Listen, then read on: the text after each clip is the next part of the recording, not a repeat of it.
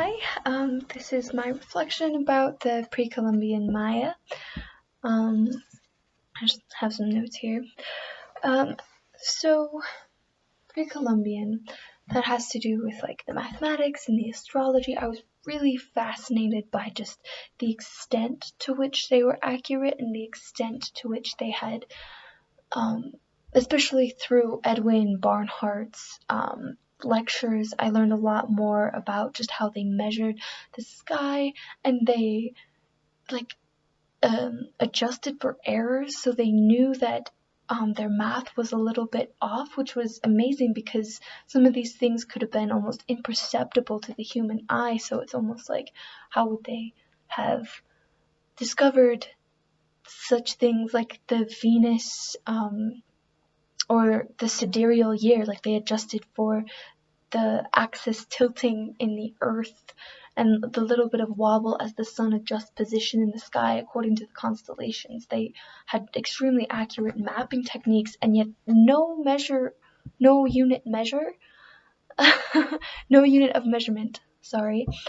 And it was fascinating to learn about their sacred geometry and the proportions and how that they were discovered by a crab fisherman, nonetheless, and how they used just a length of rope to measure out the sides of houses, to measure out the distance of doorways and windows, and it was all according to proportions of nature, because no matter what you do with the rope, as soon as it becomes an axis and you use the entire length of rope, you're going to end up with your rectangles that are the square root of 2, square root of 3, square root of 5, the golden ratio.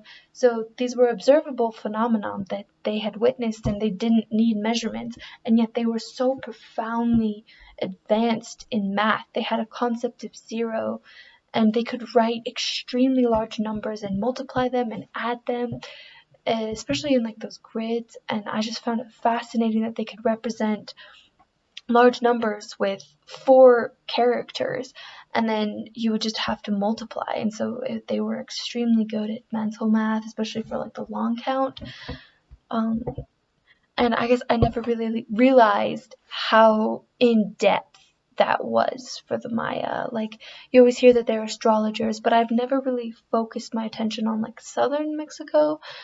And it was always more about like the Aztecs, what we learned about, and especially with like westernized documentaries, the fall of the Aztecs, and then they don't really mention the Maya, and because the Maya never really fell. And that was one thing that surprised me, that they still live today and they still retain a lot of the echoes of their religion. Also, just it was those interlocking calendars again, and the math that went behind them, and how they adjusted for certain years, and their how they adjusted for like when everything lines up, and the fact that they had all of these codices that they wrote things down in. And it's sad to know that all of their information and maybe their thoughts and their philosophers and things like that could have been lost. And my thought was, what if the colonization had been more harmonious and we had retained a lot more of these codices? Or what if the Maya hadn't lost their hieroglyphics and hadn't lost this way of learning that they had forever? What if they had kept that, and what would society look like today? Or what would society in the Americas look like if they had never been colonized in the first place? Would we I would be really interested to know if they would keep their polytheism, what sort of territories would grow and fall, if the city-states would eventually come together to fight maybe the newer branch of the Aztecs as history progressed without the colonization. And as technology progressed, what would they have discovered?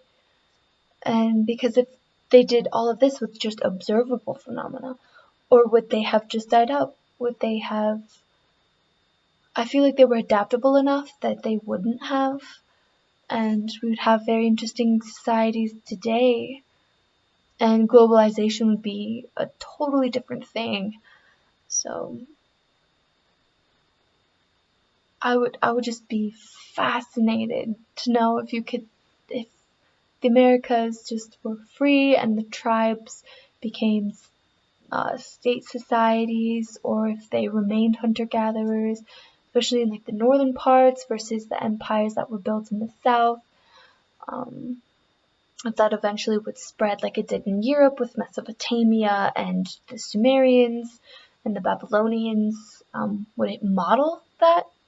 Is that just inherent in human nature that they would become a society like the Europeans had become? And would monotheism become such a big topic like it became for the rest of Europe? Like when it came into Rome and it just took hold and spread everywhere, and then you had the Spanish Inquisition and monotheism was just pounded into people. So it's really interesting to know if they would have kept their pantheon of gods naturally. And those are just sort of some of the things that I was thinking about, and especially I was really interested in like their math and numbers and the lectures done by Barnhart. I feel like he has a really good synthesis of all the information, and I'm a little more logical, a little more on the architectural engineering side of things, so I like to look at that. Okay, well, thank you, and have